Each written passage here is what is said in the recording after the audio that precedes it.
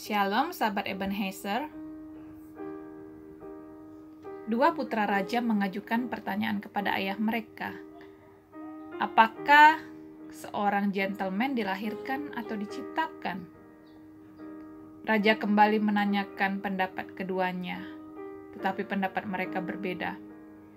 Yang satu percaya bahwa gentleman dilahirkan, dan yang satu lagi percaya bahwa seseorang menjadi gentleman karena latihan dan disiplin. Akhirnya raja meminta mereka membuktikan pendapat mereka. Anak yang percaya bahwa seorang gentleman diciptakan, tidak dilahirkan, mendapat buktinya di sebuah kedai minum. Ia memesan secangkir teh dan heran sekali melihat bahwa pelayannya adalah seekor kucing. Kucing itu dilatih berdiri di atas kaki belakangnya dan membawa baki dengan kaki depannya. Memakai topi dan juga seragam. Ini merupakan bukti bahwa makhluk dapat mengatasi sifat alaminya melalui latihan dan disiplin. Anak yang pertama sudah mendapat bukti. Anak yang lain tidak begitu beruntung. Ia pulang ke rumah dengan tangan kosong. Terlebih lagi, berita penemuan saudaranya bocor dan itu membuat dia meragukan keyakinannya. Tetapi beberapa jam sebelum mereka harus menghadap raja, ia melihat sesuatu di etalase toko yang membuatnya tersenyum. Ia membelinya, tetapi tidak memberitahukan siapa-siapa. Mereka akhirnya menunjukkan kepada raja, dan orang-orang takjub dengan penemuan anak pertama. Namun anak kedua maju dan membuka kotak yang dibawanya dan melepaskan beberapa ekor tikus. Langsung si kucing mengejar tikus-tikus itu. Sifat kucing keluar dari inti seluruh persoalan. Kucing berjalan, tetap kucing berjalan. Kita dapat mengajarkannya beberapa gerak-gerik, memberi topi dan kelihatan berubah, tetapi ada kebenaran yang tidak dapat disangkal.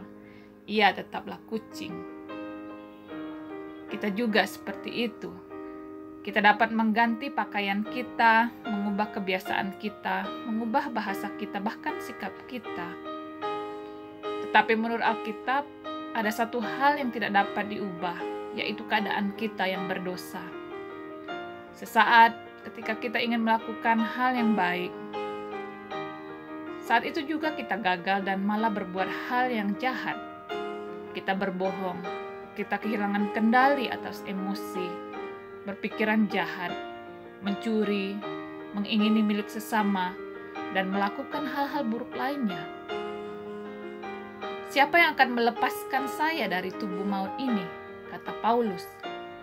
Syukur kepada Allah oleh Yesus Kristus Tuhan kita. Ya, hanya Yesus yang dapat mengubah hati kita yang penuh dosa ini. Sebagaimana Paulus katakan, demikianlah sekarang tidak ada penghukuman bagi mereka yang ada di dalam Kristus Yesus. Roh yang memberi hidup telah memerdekakan kamu dalam Kristus dari hukum dosa dan hukum maut. Dan seseorang harus dilahirkan kembali untuk dapat masuk ke dalam kerajaan Allah. Kata Yesus dalam Yohanes 3 ayat 3. Setelah dilahirkan kembali, apakah kita tidak akan dikejar tikus lagi? Sifat lama tidak akan timbul lagi? Atau saudara segera dapat melawan godaan? Pergilah ke kamar bayi yang baru lahir. Apakah ia langsung dapat makan sendiri, berjalan, berbicara, bernyanyi, dan lain sebagainya? Kita memerlukan waktu untuk terus bertumbuh. Apakah orang tuanya malu? Tidak. Mereka tahu pertumbuhan juga akan terjadi, tetapi memerlukan waktu. Seringkali Tuhan lebih sabar terhadap kita daripada kita sendiri. Kita mengira bahwa kita jatuh, kita tidak dilahirkan kembali. Kalau kita tersandung, kita tidak bertobat sesungguhnya. Kalau kita masih mempunyai keinginan-keinginan lama, itu berarti bahwa kita bukan ciptaan baru.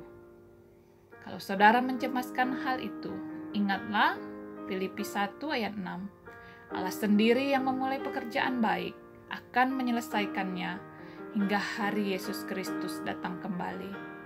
Mintalah pertolongan Roh Kudus untuk mengubahkan saudara hari demi hari. hanya pertanyaannya. Dan ini merupakan pertanyaan terpenting dalam hidup saudara. Sudahkah saudara dilahirkan kembali? Jika belum, ini adalah saat terpenting dalam hidup saudara untuk mengakui ketidakberdayaan melawan dosa, serta tidak dapat mengusahakan keselamatan kekal dengan usaha sendiri. Lalu mengundang Yesus, Sang Juru Selamat yang telah mati di kayu salib dan bangkit kembali bagi saudara. Mengundangnya masuk dalam hati dan membiarkan ia memerintah dalam hidup saudara. Jika saudara ingin mengundang Yesus secara pribadi, naikkanlah doa ini bersama saya. Tuhan Yesus, terima kasih untuk kasih-Mu yang begitu besar, sehingga Engkau rela datang ke dalam dunia untuk menyelamatkan saya dari tubuh maut ini. Saya manusia berdosa yang memerlukan Tuhan untuk mengubah hidup saya. Sebab tanpa Roh-Mu, saya tidak mampu mengubah hati dan hidup saya, dan tidak dapat memperoleh hidup kekal dengan kekuatan sendiri. Ampunilah dosa-dosa saya dan baharui saya. Saat ini, saya mengundang Yesus Kristus untuk bertahta dalam hati saya sebagai Tuhan dan Juru Selamat saya secara pribadi. Sebagaimana janji-Mu, barang siapa percaya, maka ia diselamatkan. Haleluya. Amin. Selamat datang dalam keluarga Allah. Dan ingatlah bahwa hidup kekal adalah jaminan bagi yang datang kepada Yesus Kristus.